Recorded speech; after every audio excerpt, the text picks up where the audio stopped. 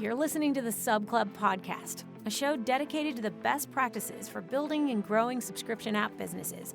We'll share insider secrets from the top subscription apps on the app stores. Let's get into the show. Hello, I'm your host, David Bernard, and with me as always, Revenue Cat CEO Jacob Eiting. Our guest today is Eric Crowley, a tech investment banker with GP Bullhound. With investments in companies ranging from Spotify to Whoop and clients such as AllTrails, Pinkbike, and Lingoda, GP Bullhound provides transaction advice and capital to many of the leaders in the consumer subscription software space. On the podcast, we talk with Eric about his 2021 report on consumer subscription software, the truth about LTV calculations, and the new era of organic user acquisition. Hey, Eric, welcome to the podcast. Hey, David, Jacob, thanks for having me back. It's always a pleasure to be here. Yeah, so every year you release this report, so we had to get you back. So this is the third annual consumer subscription software report. And I wanted to kick off just asking you a little bit about kind of the motivation and where your headspace is in thinking about creating this, like who the kind of target is and what kind of questions you're asking yourself as you prepare this report. Yeah, so the report David's referencing it's the GP Bullhound Consumer Subscription Software Report, or as I call it, CSS, which is kind of a play off SaaS.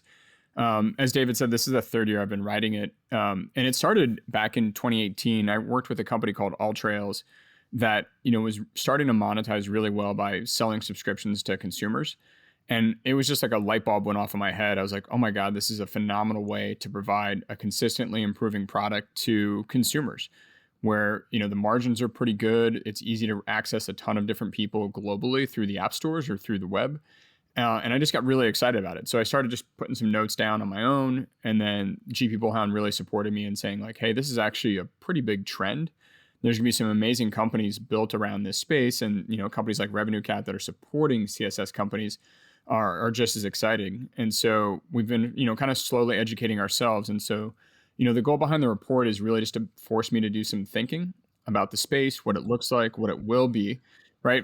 As a banker, right, you can quickly just focus like transaction, and not really do any like long-term thinking about where the world's going. So it's kind of putting myself in your guys' shoes, right? You guys are building Revenue Cat, not for what the world looks like today, but for what the world looks like in 3 to 5 years. And so I try to take the same approach with CSS and think about where is the world going to go. So I talk to a lot of smart people as I put the report together, entrepreneurs, investors, get their opinions. You guys can see their interviews in the report. And then ultimately like to publish it. And so, the audience I like to think about is entrepreneurs, people that are thinking about starting a CS company or have already launched one, and they're looking to, improve their metrics or, think about their target audience. These entrepreneurs rich, right? By partnering with them, investing in their businesses and getting them to the next level. So, and the other way I like to think about it's my own personal scoreboard, right? I love to flip back like 2 years ago. Was I right about this company?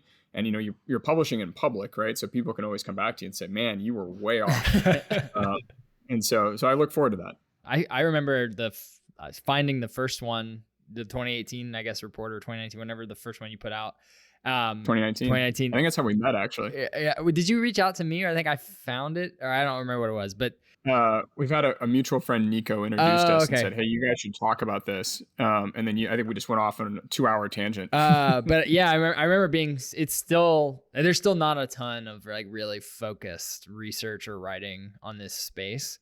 And I think that this that probably won't be true for very long, right? As it continues to grow, but like going back to like who it's for. I mean, I imagine it's some end of the day if your employer is pushing in some kind of lead gen, right? But it does provide a lot of value for, even if you're not interested in a transaction or whatever, just to see some like holistic data on a space. Cause like, Eric, you said we're thinking 3 and 5 years in the future. It's like, I wish, like a lot of times I'm thinking like 3 to 6 weeks in the future. Right. And so it's even useful, I think, even if you're, we're in a bit of an interesting place as a infrastructure provider to be at kind of a bird's eye view. But even if you're a founder on one of these CSS apps, like it is useful for you to know like what's the meta environment, how's it evolving, and if nothing else to like connect you with other people who have, experimented with things and stuff like that. So yeah, I think it provides beyond the the lead gen aspect of it. It provides a lot of value for people. So I'm glad you're still doing it. Yeah, and just for any of the listeners, it is free. So you can just go to the gpbullhound.com website. It's all easy to download, and then you can see all our past reports as well. So yeah, and we'll drop it in the show notes as well. But yeah, and speaking of all that, it's something we as Revenue Cat want to get more into as well. I mean, just seeing how much value you've created in producing these reports, and we're kind of sitting on, now that we're processing over $1 billion a year in subscription revenue. We've got a lot of interesting data that I'm very personally excited to share that we haven't kind of had the infrastructure to do yet, but are getting there. And so hopefully we'll have our own kind of state of subscriptions that dives into the data and some of the trends and stuff in a different way than your kind of strategy and higher level look at things. But one thing that has happened, and it actually was announced before your last report, but actually implemented since your last report, and that's the app tracking transparency in iOS 14, which didn't actually ship till iOS, what was it, 14.4 or 5 or something. So we're kind of just now starting to see the impacts of it. And you took a couple of slides in your report to start discussing it.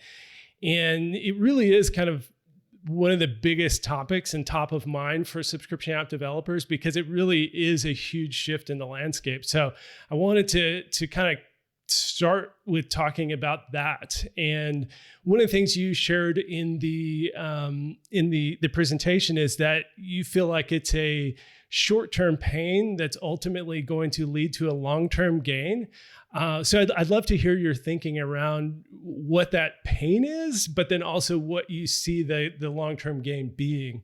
Yeah, it's a great point. And anytime Apple or Google make changes to their app stores, right, it's a seismic shift throughout the industry because it's something that impacts everyone. And so everyone has to be aware of these changes and then ultimately have a plan for them. And so I think the change you're talking about, David, is really the implementation of removing tracking for a lot of these businesses, specifically Facebook. And so what the change did with IDFA is it really deprecated the ability for marketers within some of these CSS businesses to really accurately target people, specifically using Facebook or some of these other social networks. And so what it's doing is it's impacting the conversion rates on CSS businesses marketing to consumers. And so if you just can't find that person that just is in love with, for example, biking, if you're a Strava marketer, it just takes you a lot longer to find that specific subscriber. So you might have to market to 10 people now to find 2 subscribers versus before you can market to 5 people and find 2 subscribers. And so it just means marketing efficiency is going down, and that can impact growth rates, it can impact conversion rates, and ultimately impact just financials of these businesses. And so it's a pretty important consideration for any CEO, marketing team on how they go out and get their business in front of consumers.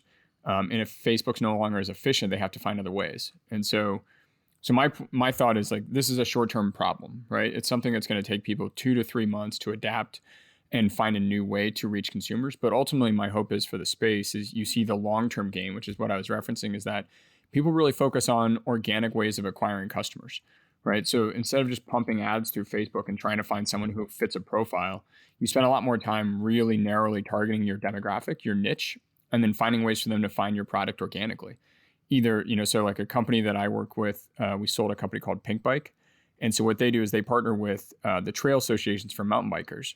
And those trails associations now act almost as the marketing partner of Pinkbike to let consumers know about the fact that all the trail detail is on the Pinkbike app, or it's called Trailforks. And so that's a really powerful organic customer acquisition tool that they don't have to pay for. And so you're seeing the same thing happen with like Strava's doing this. Pray.com recently partnered with the NFL. So if your team's got a last fourth quarter field goal and you need to get something kicked, you can go to Pray.com and submit a prayer for your kicker. I wish I was joking. It's a pretty brilliant idea. So I think this is really good for the sector overall. But yeah, happy to dive into it. It's a fascinating area. It's a callback to Sub Club podcast content, but Greg, the plant app, this is something that they were doing, which is like we're partnering with nurseries. Plant nurseries, to like get their app into people's hands. And I don't know if it's earned media or bought media, but this is more like, this is earned, right? This is like building an audience. You've seen it in the maker community actually a lot, like in the indie SaaS community more. It's a different game when it has to be consumer scale, right? Like there's a little bit different, you have to build maybe a bit more than you would in like, oh, just blog about how I built this thing and that's enough to get indies. But you can apply the same thing, right? It's like produce content, produce something like low investment for users to get engaged with your brand, because you're not building an app unless you have some, I mean, maybe you are, but you're not going to build something with very high like multiples. Like if you don't have something unique to offer in the first place, but put that in like a more like lightly consumable format, start to build that audience and then make that an on-ramp. And yeah, I agree. Like that's something you own, right? Like your brand doesn't exist on the App Store, right? Like your brand can exist outside of these like shifting sands and regulations and whatnot, and ultimately is like, you know, going to get reflected in your asset value if that's something you care about, right? So yeah, that's a key thing we talk about, right? If any business that we look at that's potentially selling or thinking about raising capital, right? It's like, how are you finding your users? And if your one channel is Facebook, and then consequently like doing Facebook ads or Apple ads on the App Store, that becomes pretty challenging. And so you want it to be such a good product, right? So it involves more work up front, just as you're talking about, Jacob. The product's got to be better. It's got to be more efficient. It's got to reach consumers where they are with the problem they have. It becomes a lot more viral and a lot more sticky. So I think it's going to be good for the sector overall. You wouldn't want to name names, of course, but I am curious if you've had any clients or just talked to anybody in the space where they were very reliant on Facebook specifically, and have really struggled as things have changed. You know, I've been seeing some tweets around the consumer packaged goods space where some of these CPG companies are really struggling. And so I'm just curious if, you know, without naming names, if there's any kind of high level things you could share around apps that have struggled in this new paradigm. Yeah, I mean, I definitely can't name names. You know, obviously I keep everything confidential with my clients, but even non-clients, you've seen CACs go up 20, 30%. You see, like, if you think about like conversion rates from installs to subscribe, that's a big metric of actual intent. Did you find the right user, right? Did someone just click on it and download it? Great. But if they're not actually subscribing, that wasn't a successful transaction for you. And so the way I think about this, David, is the App Store has made tracking a lot harder, so it's harder to find your right consumer. So imagine if you're a CPG company and you walk into a grocery store, and instead of stuff being laid out perfectly across the shelves at the right heights for you, they just tossed everything in the middle of the store and said, find what you want. Just go pick it out, right? You're going to have much lower conversion. You're going to have much lower purchase rates because people aren't being targeted with the stuff they want to see. And so I think now you have to find, you know, it becomes more of a specialty situation where you're walking into a store that has stuff for just outdoor gear or very healthy granola, right? And you're going specifically to that store for that item. That's probably better in the long term for a lot of these companies. Yeah, but there's a lot of folks that have benefited from the relative ease, right? And any sort of market disruption is going to be painful. I mean, I was like anecdotally, I mean, David, we've heard on this podcast and elsewhere of people who have just like straight up paused acquisition, who are like all rescrambling because you get it tuned to this very fine knife edge. And I imagine for like consumer physical goods, like D2C stuff, it's even worse because their margins are thinner than software, right? And they've got inventory and everything. Yeah, it's a totally different market. But you know, as you do, like you the market reshuffles, and the people that can figure it out the fastest are gonna come out the best. So there's gonna be a shift though. So if people this is like that seismic shift that just shows how much of your reliance is on maybe one or two channels, right? Two major tech companies sitting here in San Francisco. If you're truly relying on those and you're doing great, fine. But if a bump happens, right, how exposed are you? And so like this will be a benefit for Stripe, right? I think it's going to be a huge benefit for TikTok, right? I think people are finding really good ways to acquire customers through TikTok. And so that's a very interesting channel. I think it'll be really good for influencers, right? If you have people that are very passionate about a certain space, and then they go out and, have a very core customer base that loves what they do specifically, it's going to be pretty powerful for them too.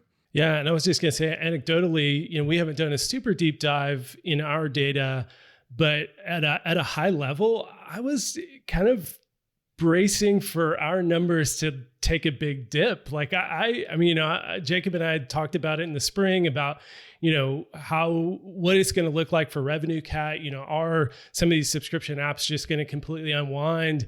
And people are apparently figuring it out because, it keeps going up and to the right. I mean, the consumer need hasn't disappeared, right? So maybe if they just weren't driven, it can't just disappear overnight, right? Like if you are a Coke fan and you never saw a Coke ad again, it's like you're still gonna buy it, right? Like there's certain amount of demand that's just gonna find the supply, but yeah, no, I mean, it's hard for us to definitively say looking at our data in aggregate just because there's so much, but there definitely was. Like this summer was definitely slower than we've had in the past. Like as I'm writing my investor updates for the year or each month and stuff, looking at it.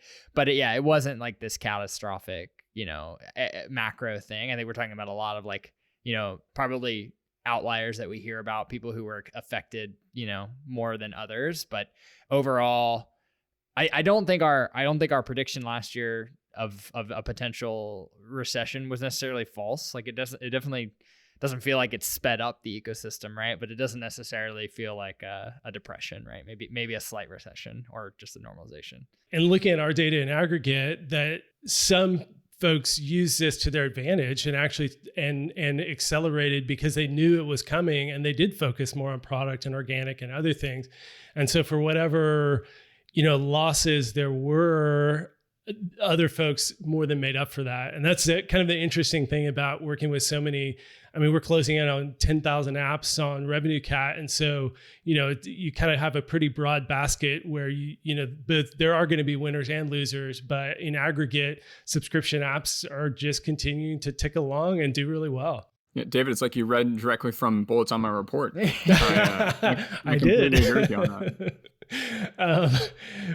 Another thing I wanted to dive into was the COVID bump, because that's another thing that's kind of been on everybody's minds, is simultaneous to this iOS 14. And this is something we've talked about again internally with Revenue Cat is this summer was everybody was vaccinated and Delta hadn't kind of bumped yet. And so, May, June, and July, there was a big shift socially. It felt like it, especially in the US, that we were coming out of the pandemic. And so simultaneous to the app tracking transparency going into effect, we had these like societal shift. And then now we're kind of back into it a little bit with the Delta surge. But just curious what your thoughts are on how much of the boost we saw in 2020 really was the pandemic, and then how much of that will actually linger as kind of shifting consumer preferences and shifting consumer spend. Yeah, I mean, there's absolutely companies that benefited from, let's just call it the removal of in-person conversations, right? So like Bumble and Duolingo, two companies that both went public, right? They both benefited because their business model is designed around not meeting in person for the first couple of conversations, right? And so there's no way to say that they didn't benefit. The way I think about it, though, in the CSS space, it's very similar to like the overall e-commerce space, right? As consumers looked around to find a solution for a problem they were having, right? Instacart, you couldn't go to the grocery store. Maybe you felt less comfortable going to the grocery store, so you tried Instacart for the first time. Maybe you were, thinking about meeting someone, long term, but you never wanted to try online dating. Well, you couldn't go to the bar, so you tried online dating for the first time. And so I think what the pandemic did was it really opened up people's eyes to other options from what they had been doing for the last 20 years, 50 years, whatever it was. And so they had to find other solutions to, their demands, their needs. And so I think it's absolutely a COVID bump, but I still look at it as really as an accelerant of people adopting new products and services that they would have tried in 3 to 4 years anyway. But the pandemic kind of pushed them to try something, to move out of their comfort zone and try something new. So, I absolutely think you'll see a little bit of a downshift in some of these companies that had a really big boom, right? Like language learning, people had nothing to do for 4 to 5 months, especially over some of the winter times. So people tried a new hobby, tried language learning. That'll probably go down a little bit, but overall, if you look at it from like a 5-year trend, it's going to be up substantially from where it was in 2017, 2018, 2019, and 2020, made it look like a little bit of a bump, but eventually I think those companies will continue to grow and surpass anything they did in 2020. Yeah, that's really interesting. I'll back that up as well. With it's the unreleased. Jacob looks at graphs and then gives hand wavy descriptions of them. But I was kind of bracing for it as well. And I would say the summer was slow, and like David was saying, it's like we're not sure why. I think it was a number of factors. Things have since picked up again. But I think generally summers are slow for software, A, and then B, like yeah, I think we were seeing kind of like a little bit of the payback for COVID. Perhaps I think it's a plausible theory. It's really hard to prove. Yep. But we have not seen. We saw our COVID experience was really drastic. And we have not seen a similar like back off from that. Like it has been like we just compressed 6 months. And I'm saying partially this is just RevenueCat's individual story because of where we were last year. But then I think also it's indicative of the system in general. It's like I think we just compressed a whole bunch of like consumer behavior change into like a very short period of time. And we're not gonna be able to keep that up, right? We're not gonna be able to continue to crunch that in, or we'll run out of consumers eventually. But it doesn't look like everybody's, because I think the story for CSS in general, it's like this delivers value for people, right? Like it's a good product, right? The whole like not every product is good, but in general, it's like it's a decent deal. And so I think more people discovering that, it can only get bigger, right? Yeah. I think we talked about it in our first time together, right, on the last podcast, which is if these businesses are truly making consumers' lives better, this is going to be a very long-term trend. Yeah. And speaking of that, and the two companies you just mentioned, in the time since we last spoke, both Bumble and Duolingo went public, and some other consumer subscription apps went public. So tell me a little bit about your perspective on the public investor excitement for CSS. I mean, we're seeing pretty high multiples, and both those IPOs did very well. So what are you seeing in the public investor space? Yeah, I think the public market has really woken up to this business model, the power of it, and understanding, it's public markets, they do a lot of pattern matching, right? If they've seen something be super successful, they look for something that looks similar to that. And so I think a lot of people are waking up to how powerful SaaS was. Not waking up, they're well awake, very aware of SaaS businesses. But I think they're seeing that same pattern start to take hold on CSS. It just has different metrics, right? And so, Bumble's now public. The Match Group's been public for quite some time once they spun out of IAC. You've got Netflix and Spotify, which are fantastic examples of the international global reach of content, and how consumers are very sticky for something they love. And so these businesses can get to scale really quickly. Like Noom, right, is a competitor to Weight Watchers. Weight Watchers has been around for decades, but Noom built a better mousetrap. They acquired customers at a really quick rate. And, they're well over 400 million in revenue and ready for the public market. So I expect them to go public here pretty soon. And so I think there's going to be a lot of businesses that follow them that are using this metric. So, and then that'll cascade all the way through, from public market investors as exit opportunities all the way down to, Series A, Series B investors seeing this business model work and scale. Yeah. I mean, I guess what's your, when we started seeing these that go public in the last couple of years, I mean, honestly, it's like, since we've started RevenueCat, I feel like it was actually the first unicorns even. I guess Bumble might have been past unicorn when we got started, but there weren't a ton. And now it's like every month there's a funding announcement for a CSS company that's a unicorn. I mean, partially that's just valuations going up and stuff like this. But how do you see, the evolution of this market long term? So Duolingo pops, becomes the first, are they going to be like Salesforce and just be dominant in that space forever? Or do you see it being maybe more dynamic than SaaS is? I think it's a little more dynamic than SaaS for a couple of reasons. One, consumers like to try stuff, right? And so if it's with a Salesforce or something, right, that integrates into your day-to-day operations from a business model perspective, right? So if something breaks there, right, your cost of switching is very high. Right? Yeah, it's a little higher, right? And it's not just you using it, it's your entire business, right? So you've got 10 people using this product, or 20 people, or 5,000, depending on the size of your company, right? In CSS, it's you, maybe you and your family, right? So it's a little bit of a different switching cost. So that's one. However, these companies can scale a lot faster. And they don't have the heavy costs you need on the sales and marketing side. So I think they have an ability to actually get to profitability a lot faster, especially if they have an organic customer acquisition engine. And so I think that's going to be a big difference between CSS and SaaS.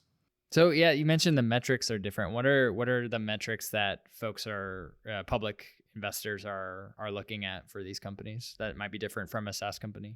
Yeah, I mean, a lot of them are the same metrics, but the numbers that are good are different, right? So on a SaaS business model, right, revenue growth is just as attractive as a CSS business model revenue growth, right? Everyone wants to see high double digits, triple digit numbers on revenue growth.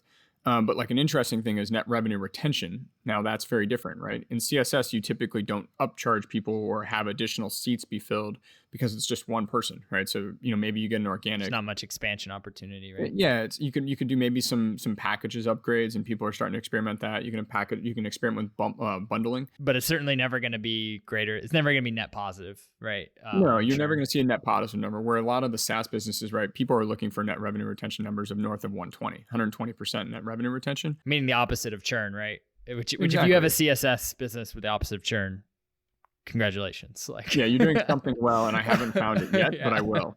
You might be the only one. Yes, I think that's right. Quick point, though, to counterpoint to what y'all were both just saying. Of all the apps, dating app, it's totally slipping my mind. Tinder, thank you. Partnership, David. Look at us. We're like on a wavelength. They have in-app purchase. They have consumable in-app purchases to boost your profile.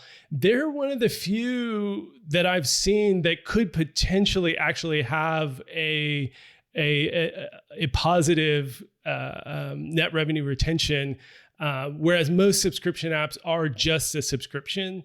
Yep. It's going to be interesting to see if other subscription apps can pull off that sort of model that you could actually generate a net revenue retention. I think you nailed it, David. So that's coming quickly, right? I think people first experimented with, hey, look, how do I get someone to buy my product every year or every month, right? And now it's how do you make it even better? So they're starting to listen to their core users. And we talk about this a little bit on the LTV side. And what do these people want, and what makes this experience even better for them? And I think you nailed it with Tinder, right? It's the easiest thing to convince people to encourage more is more relationships, right? People love more relationships, and people are willing to pay for that. And so, then what else could this go down the path of, right? What other options could people pay for? Additional services, or what we've seen is like marketplaces or transactions spinning off these, right? So if you have a really passionate user base and they're going out there doing camping, for example, like on the dirt, it's a camping site, right? What about doing a marketplace to buy and sell used tents, right? Now, it's not a subscription, but now someone's paying like, okay, now they bought something through your marketplace and you get 10% of that purchase price.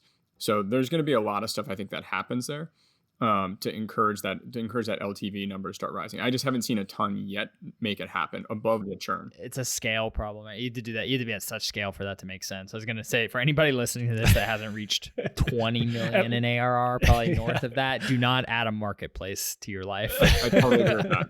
Very, very much focus until I would even say like closer to 50 million. Yeah, I mean, until you're like, how do we get this thing public, right? How do we show N+1 revenue streams, right? Like, it's kind of more what it's about than it is necessarily the revenue generated. Jacob, I'm just a dreamer, though. You're just a realist. I'm here dreaming, and you're just telling me all the stuff that'll go wrong. One of the things you just kind of touched on that I wanted to dive deeper into was the truth about LTVs. And I love this slide on your presentation, kind of defining these two cohorts, which I've never heard defined this way. And I really love the analogy, and I'm going to start stealing it from you and using it and crediting you, of course. But in the presentation, you define tourists and locals, and then talk about kind of the importance of identifying these different cohorts. So tell me about who the locals are and why that matters, and who the tourists are, and how companies can start analyzing their data to understand this and better target marketing, better craft the experience in the app, and those sorts of things. Yeah, so we're gonna geek out here, guys, and really go deep into CSS, right? So this is where my brain goes sometimes on a Saturday night, which is just exciting.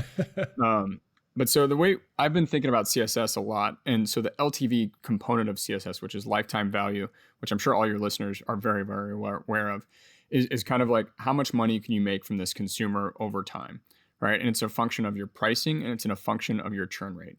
And so a lot of people are very focused on this metric as investors or buyers, right? Because it's effectively how valuable is your customer. So it's an extremely important metric. The problem with this metric and lots of other metrics is it's derived from an average, right? It's looking at all your users that come into your ecosystem as paying customers, and then how do they perform over time. And it's driven off an average of all your users. And so when I've gone through some of my clients' data and you look at their user base, right? we quickly discovered there's kind of two different profiles, and I won't use any names here, but let's just say it's a walking company, right? So you've got people that go out and they sign up. You have 100 people that sign up, and 20 of them start walking every day, and this is what they love, and they're tracking their walking. And you've got another 40 that do it for like a month or two, and then they kind of drop off, and they just like, all right, I'm gonna go do biking or skateboarding or something, and I switch. And then you've got another people that sign up, they subscribe to it because their friend pressured them into it, and they hate walking, and they're never going to walk again, and they churn off immediately, right? So you kind of have those three different groups: some that are just going to do it every month, some that do it for 2 to 3 months and then leave, and then some that do it the first month and then say, forget this, I'm never going to use this again. And so the problem is your LTV of each one of those three groups are very, very different. And so what we've been guiding investors and entrepreneurs as they think about they're growing their business is really find out who those locals are, who are those people that are going to come and use your app every day, every week, every summer, whatever the metric is that you're looking for, and find ways to measure that, right? Because ultimately that's who you need to bring to your community. And one, those people make the community more robust, right? Because they're constantly contributing feedback into the community. Two, they're much more likely to stay around with you guys. And so you need to find those tools that they're looking for, right? Like seeing around the corner and saying like, okay, this person loves walking. What else could I provide them? What about a weather forecast? So now that they are about to go out and walking, what does the weather look like? And oh my God, this is my one-stop shop for walking. And so I think what we've been guiding people is like, if you use the averages as a broad metric, and that's great, you should, because investors are going to want to know that. But really dig deep into your cohorts and understand like who's using this every day, all day, and what do they need? And so if you can really identify that and show that LTV to investors, I think you can get people a lot more excited than just like that average LTV, right? Because this shows them potential, what it can be over 3 to 5 years, which is really important if you're a 2 or 3 year old company, right? And try to convince someone to invest in you. Showing them that lifetime value of the tour or the locals is going to be a lot more valuable than that average. Yeah. I mean, if you think about just as I think it's you highlighted one of the hard parts of assessing these businesses early on is that, your cohort, like your total subscriber base is very heavily biased on like your most recent cohort. Cause often you're also growing, right? Like also often like your most recent cohort might be the size of your first 5, just because, and for that reason you can really have screwy looking data. But if you think 5 years from now, most of those other two groups you mentioned, they'll have churned out from most cohorts, right? And then the only ones remaining for 4 years of cohorts will be these locals and these long-term retention. And then your total subscriber base is going to look very different than it does today, right? And I'll admit, like Revenue Cat, I've tried to solve this problem in the product, and we still are trying to solve this problem in the product. It's how do we like show people, because you're dealing with a mixed population, right? And like you can also run into a problem of begging the question, or like doing very like, look, you go to an investor and say like, look how great my retention is if I just ignore all the bad users, right? Like let me just look at the good ones, right? But there is something there in that what you're talking about, Eric, that very long-term view is that if these users like really do retain for a long time, eventually they will be the lion's share of your subscriber base. Exactly. And that churn that we talk about, like, if you're adding 1% of your total user base, the most you can experience off of that is like 1% of churn, right? Versus when you're adding half, if you have 10,000 subscribers and you add 10,000 in a month, that's going to be a huge effect to your overall subscription base, right? So yeah, I think, we certainly have a lot to build on the tooling side, right? And I think it goes to what you're talking about earlier about we're very early. I think Revenue Cat, we've like just kind of solved infrastructure. I mean, I would even say kind of, because there's a lot for us that we need to do yet.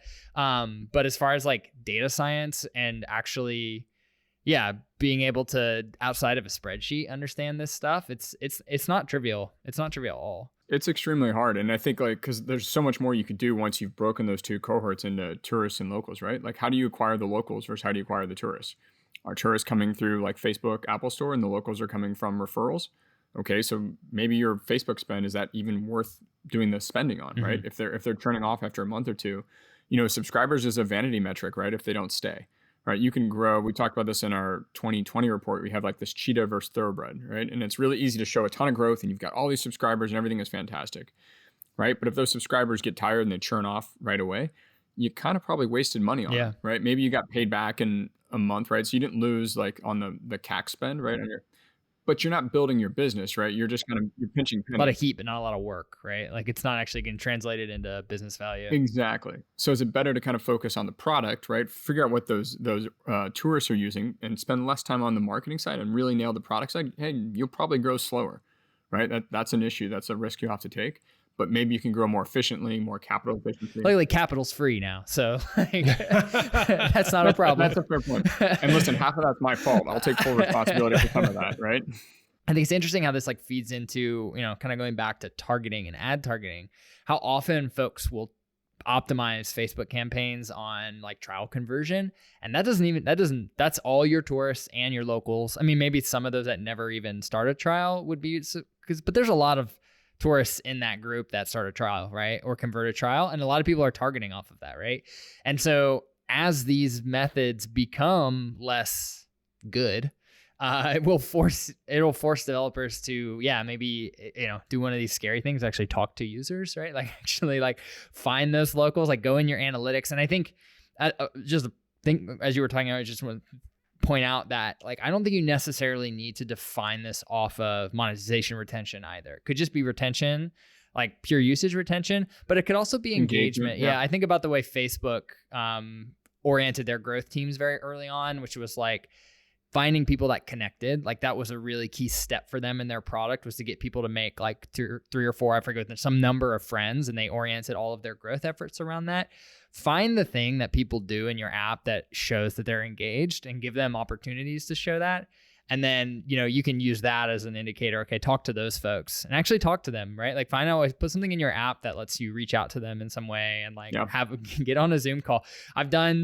It's easier now in SaaS land because I'm an app people. Like I know how to talk to them. But when I was working in consumer, phone calls were more awkward, right? It was different. You're talking to folks like outside of computer land, but still like just incredibly valuable. And I think like, if we want to talk about the way to fully realize how CSS is going to, I'm just going to go all in on your term, Eric, by the way. So we're totally fine with that. I'm going to push it. We're going to standardize, but it's not trademarked, but knock it out. All right. So to fully realize the potential to like solve problems for people, like I think we need to lean into more of this model, right? Rather than I've always kind of like had an uncomfortable relationship with how RevenueCat fits into the like hyper fast monetization stack, right? Of like, get users, check your CAC, put more money into Facebook, right? And so the more that the industry gets away from that, the happier I am. I don't know, like you said, maybe it doesn't grow quite as fast, but I think the overall TAM will be larger, right? If we take that approach. I think that's right. And, I've talked to a bunch of founders that haven't raised capital, right? And they built something that like their users love, right? Like, so I don't know if you guys saw the deal with Day One that got bought by Automatic, raised almost zero outside capital, right? Friends of the Cat. Yeah. Big fans of Day One. Yeah. I thought it's an awesome business. And he did that exact same thing, right? He just listened to his users. He didn't care about vanity metrics, grew really nicely, right? It wasn't like, he's not getting TechCrunch publishing, but that's fine. Right. Owned an amazing business and then, got a fantastic exit out of it. And so I think people are really waking up to that's a very much of a possibility here in this world. Yeah. One thing I wanted to highlight too, in that graph that you made, and for people who are listening to this, you can go to the show notes and we'll have links to the Eric's presentation and you can find this chart, but to visualize page 18. I have it open right if you're following along at home, the line for the locals drops. So, even for locals, you're going to have some churn early on, but then it essentially flatlines. And I'm sure you did that very purposely to kind of illustrate how long-term some of this retention can end up being. And it's something we've actually been talking on the podcast about recently, is that we're so early in the space, we don't even really know how to measure LTV, because you're going to have people who end up subscribing for decades, and years and years and years, if not decades. And so, and then, to your point about the cheetah versus thoroughbred, another great chart in the page number, Jacob, page number? I don't have cheetah versus thoroughbred. But in that cheetah versus thoroughbred, the other aspect to locals, and we kind of touched on it earlier, is that those cohorts start to stack. So Mhm. when you identify this cohort that is going to be a very long-term cohort that's going to stay subscribed and have very low churn, you acquire 100,000 this year, and then they're still there next year, and you put 100,000 on top of that, and those are still there next year. And by year 3, you just continue to grow this pie of people who are very, very sticky in the product.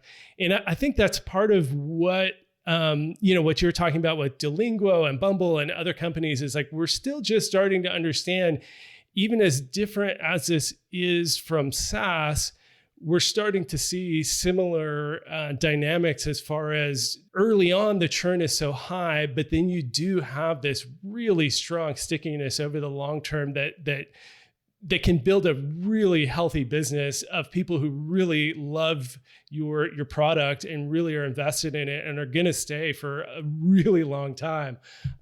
So yeah, I just wanted to point that out, that I love that aspect of the chart of how flat that line is for the locals. I mean, you can see it in your own spending patterns, right? Like, how many of you guys have subscribed to Netflix or Spotify for more than 5 years? And I bet it's a good chunk of your listeners, right? So, I mean, if I look at my phone, right, I'm going to subscribe to AllTrails for the next decade because I love it. I've got CSS. I've started subscribing to in 2013, 14, like as soon as it was a thing. I've been a Scribd user for 4 years, and I still download audiobooks, or I download other books from like the San Francisco Library because I'm probably the cheapest banker of all time.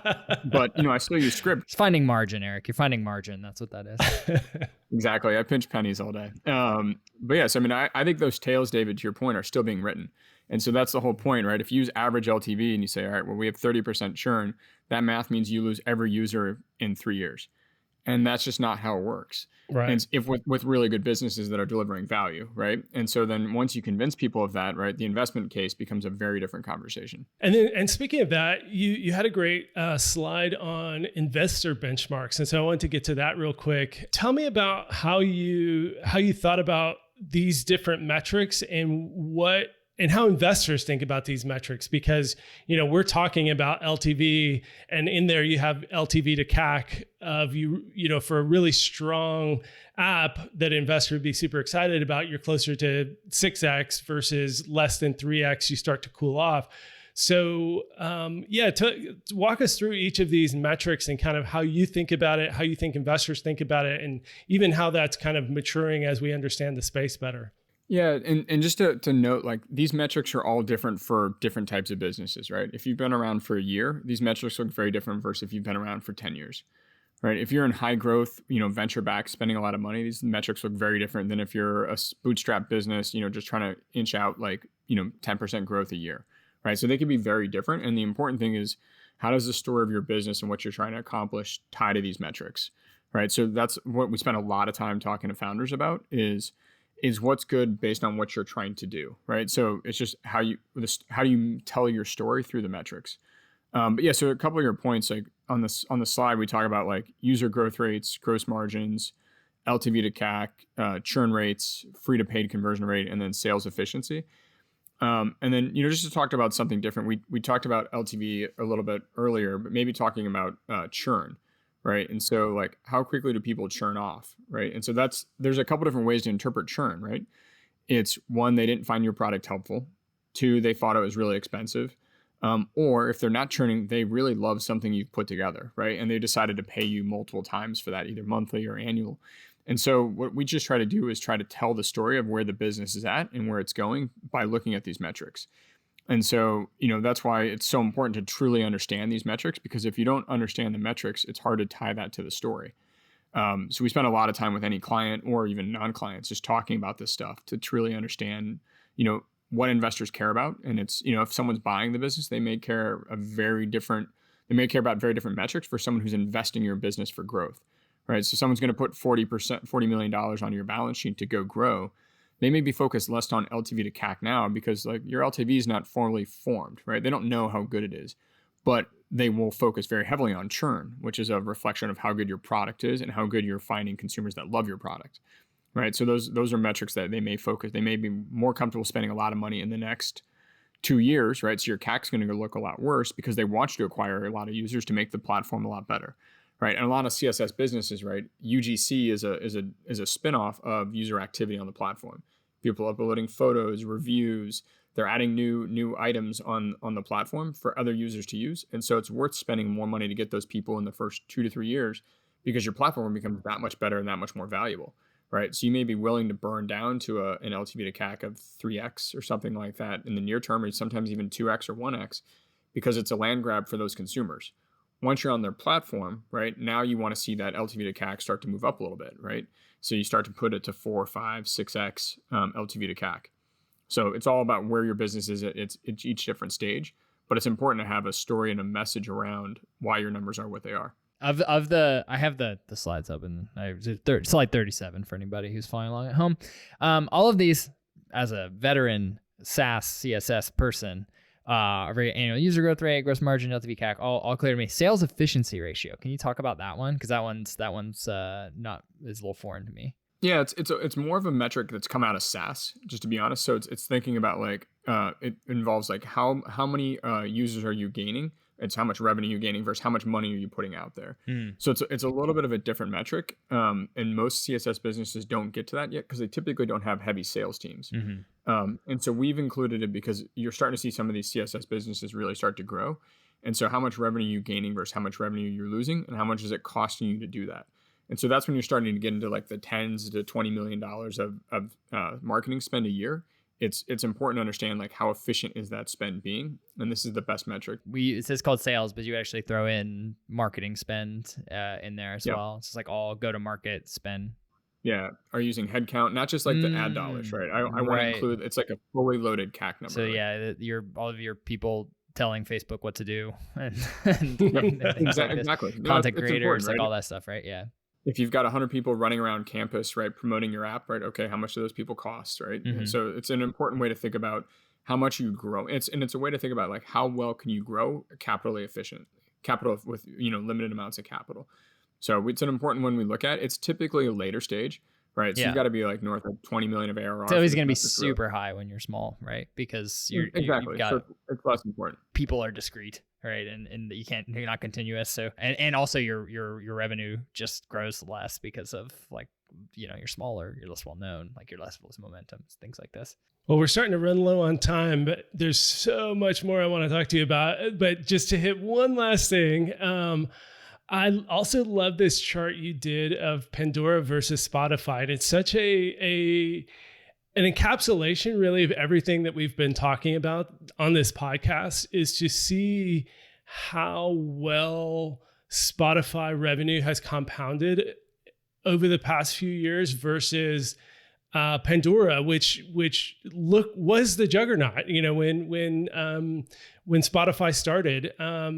So walk us through this chart and how and why you think Spotify was able to grow the way they did while Pandora really struggled. And obviously there's a ton of other business factors and execution and other things, but I think overall this does speak to the power of CSS. Yeah, and this is something we did back in 2020 when we were just trying to decide like, hey, is this CSS thing real?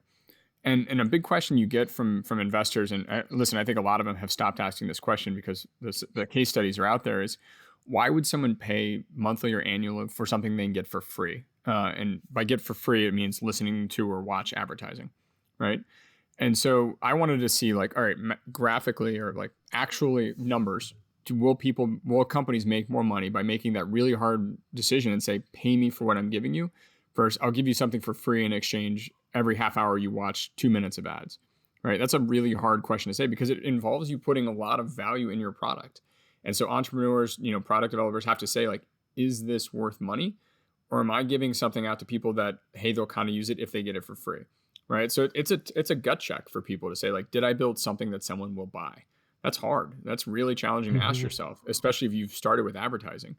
And Spotify, listen, they were a small company based in the Nordics, right? Versus Pandora, US-based juggernaut, had raised a lot of money, right? That's a tough challenge. And so they took a really tough thing and said like, hey, we're going to go and make people pay for our product and we're going to make it better. But the crazy thing that happens though, right, is you make so much more on a user from subscriptions than you do from advertising, right? On advertising, you're trying to pick up pennies per subscription or pennies per user. on the subscriber, you're making 10, 20 bucks a month, depending, maybe $60 a year for a subscriber. So the amount of users you have compounds so quickly. And then if you have that heavy retention, all of a sudden you've got these really thick layers of cash flow that come in every year.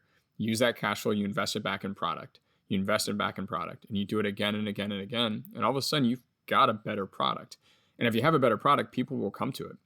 And if it's something that they're using daily, right, why would you not be comfortable like paying $5, right? If I think about like how much my Netflix subscription is, right, it's $11 a month or something like that, right? Well, I probably watch 10 hours of Netflix a month, right? So I'm paying $1 an hour to be entertained. That's a pretty good deal. And so like, I think if people start doing that math and you start to see like how powerful that subscription is per user versus an ad driven, it becomes pretty interesting. And so I think you've seen this case study play out over and over and over across CSS, where if you build a good enough product, a 10x product versus the free option, people will pay for it. And Spotify does double dip as well, which is interesting, is that they have a good enough free tier and people can listen for free, but they choose to spend even though they can. And so Spotify is a great example of double dipping with a great freemium tier, but then a good enough product and a compelling enough reason that people will pay. Yeah. Yep. Not to mention, I don't know the specifics of Pandora and Spotify's like fundraising history, but if you have like the subscriber and paid subscription revenue momentum, makes capital more easy to access. And you look at some of this, I think of some of the strategic stuff that Spotify has done, like they got the Beatles on Spotify pretty like early on, and Led Zeppelin. They spent big on partnerships and content and stuff. And if you have momentum, if you have hard dollars, it's a lot easier to go to an investor and be like, hey, like I want to raise X million dollars. Look at this revenue growth I have. Like this is very clearly a business.